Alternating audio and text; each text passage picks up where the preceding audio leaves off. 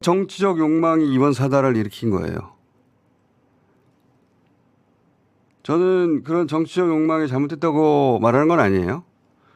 정치는 누구나 자신만의 권력 의지를 가지고 정치를 하는 거예요. 그래서 가수가 노래하듯이 그게 본업이듯이 정당 내 권력 투쟁은 당연히 있는 겁니다. 근데 이제 그건 자기 정치 욕망이잖아요. 거기에 이재명 대통령을 끌어와서 자기 욕망은 이재명 대통령의 뜻으로 포장하는 건 하면 안 되는 거예요. 거기서부터 반칙인 겁니다. 제가 계속 반복해서 지적하는 건 그 점인데, 예를 들어서 특검으로 민주당에서 전준철 변호사 네. 추천했다가 이 대통령이 언짢아 했고, 네. 그래서 조국당 추천 특검을 지명했다. 여기까지는 널리 알려진 사실인데, 이 건은 민주당에서 지도부가 제대로 살피지 못한 점이 있단 말이죠. 네. 쌍방울 김성태 전 회장이 검찰 압박, 회유에 굴복해서 대북 송금 관련 거짓 진술을 했고, 그 거짓 진술로 이재명을 감옥에 보내려고 했던 게 윤석열 검찰의 공작이었단 말이죠. 네. 이 우리 방송에서 그 사안을 얼마나 많이 다뤘습니까? 윤석열 정권 시절에. 제로 언론들이 대북 송금 검찰 공작이란 말 단 한 번도 하지 않을 때 이 자리에서 수도 없이 다뤘어요. 아무도 안 다룰 때. 윤석열 정권 시절. 저희만큼 그 사안을 많이 다룬 것도 없어요. 생각해 보니까 그러네. 이 사안을 다루지도 않던 매체들이 지금 와서 난리네. 하여간 전준철 변호사 본인은 대북 송금 변호한 게 아니기 때문에 별 문제 없을 거라고 생각해서 이성윤 의원에게 그 대목을 말하지 않았다. 이렇게 해명하는 것이고, 이성윤 의원도 자신이 윤석열에게 당할 때 같이 당했던 친윤이 아닌 게 분명한 유능한 검사 출신이라 추천했다. 이게 해명이란 말이죠. 네. 근데 이제 전 변호사가 자신의 해명대로 네. 대북 송금권은 변호한 게 아니라고 해도, 그게 다 사실이라고 해도, 김성태 전 회장 횡령권만 변호했다고 해도 이제 2차 특검을 지명하는데 김성태 이름이 다시 거론되는 빌미가 되는 인사라는 점, 그거 하나만 하더라도 이 대통령이 언제나 할 만한 일인 게 맞단 말이죠. 네. 그래서 저는 양쪽 모두 이해가 가는 면이 있는데, 그런데 인사권은 대통령에게 있는 거예요.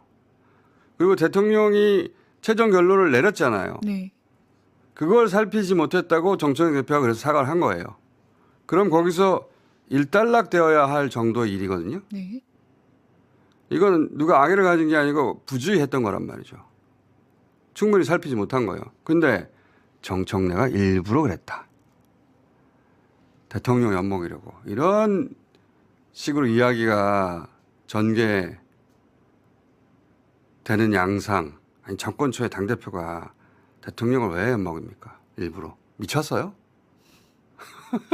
더구나 윤석열 시절에 민정 내에서 이재명 체포동의안 통과시키고 이재명 죽이려고 그렇게 난리법석 칠 때 제일 앞장서서 막아낸 게 누군데, 말이 되는 소리를 해야지.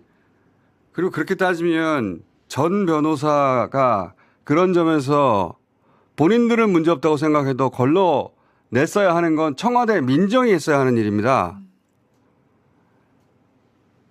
그건 왜 안 따져요? 그건 따질 필요가 없거든요. 왜냐하면 이게 권력 투쟁의 연장이라서 그래요. 지도부의 실수를 마침 잘 됐다며 권력 투쟁의 소재로 이용한 거예요. 대통령의 심기를 자신들 정치적 욕망에 이용해 먹는 거예요. 여기서부터는 반칙이라는 거예요. 그렇게 정치하면 안 되는 겁니다. 제가 이 얘기를 왜 좀 길게 하냐면, 이제 이 전국이 일단락 됐고, 네. 그리고 최근 내란 국면을 통해 정치에 관심을 가지고 민주당을 지지하게 된 분들도 있거든요. 네. 그분들에게 이제 두 가지 설명을 하려는 건데 저희 방송을 보는 분들 중에도 최근에야 정치에 관심을 가진 고난하도 마찬가지잖아요. 많으실 것 같아요. 네. 두 가지를 설명하려는 건데 첫 번째 이번 사달은 합당이란 걸 앞에 둬서 합당 때문에 그러나 싶겠지만 합당 자체가 문제가 아니라 차기 권력을 두고 권력 투쟁이 벌어져서 그렇게 됐다. 권력 투쟁 자체는 정당의 기본 생리다. 이재명 대통령도 권력 투쟁 끝에 승리한 거예요. 아주 어렵게 정말. 네. 그리고 그런 권력 투쟁 중에 반칙이 있었다. 그건 지금 얘기한 거고. 두 번째는 지금 민주당에서 아주 큰일이 난 거 같잖아요. 네. 근데 사실 이 정도는 과거 민주당의 난리법석에 비하자면 별게 아니란 점 또한 얘기해 드리려고 하는 겁니다. 다른 뉴스는 뭐 포털에 보시면 다 나오니까요. 예. 네. 그 얘기도 짧게 하자면 요즘 저한테도 반명이라고 하거든요. 너 반명이야. 친청이야. 저는 이런 프레임이 아주 익숙해요. 이게 처음이 아니거든요. 최근에 이제 민주당 지지자들이 된 분들에게 설명 좀 하자면 문 대통령 때는 저는 반문 친명이었어요. 반문재인 친 이재명이라고 저는 공격을 네. 지금보다 훨씬 더 심하게 받았어요. 그때는 이재명에 가깝다고 공격했단 말이죠. 왜냐하면 이제 문재인 대통령과 경선에서 각을 세웠다가 이 민심을 잃었던 정치인 이재명 네. 당시 정치적으로 민주당의 차기를 없애버리려고 하는 보수 쪽에서도 제거를 시도하고 네. 그리고 민주당 내에서도 그런 움직임이 있었어요. 왜냐하면 이재명이 없어야 그 자리가 자기 자리가 되는 사람들이 있을 수밖에 없잖아요. 정치는 항상. 실제로 민주당 지지층 민심이 그때는 떠나기도 했었어요.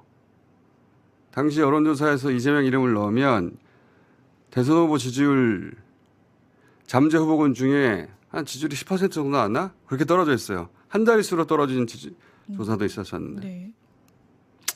그래서 뭐 이재명 출당, 이재명 구속 이런 구호가 민주당 내에서도 나왔으니까요. 그래서 이재명 경기도지사 시절에 이재명 지사 옆에 정치인들이 서서 사진을 찍지 않으려고 했어요. 상상이 안 가죠? 네. 그랬습니다. 어허. 한두 명이 아니라 대부분 그랬어요. 제가 그랬던 정치인들 이름 줄줄이 얘기할 수 있어요. 근데 이제 저는 그런 거 개의치 않으니까 대통령이 될지 안 될지는 이재명 지사에 하게 달렸지만 민주주의의 중요한 자산이다. 기회가 주어져야 한다고 이재명 지사를 당시 제가 하던 방송에 부르잖아요. 네. 어이구 난리. 지금과는 비교가 불가할 정도로 난리 났었어요.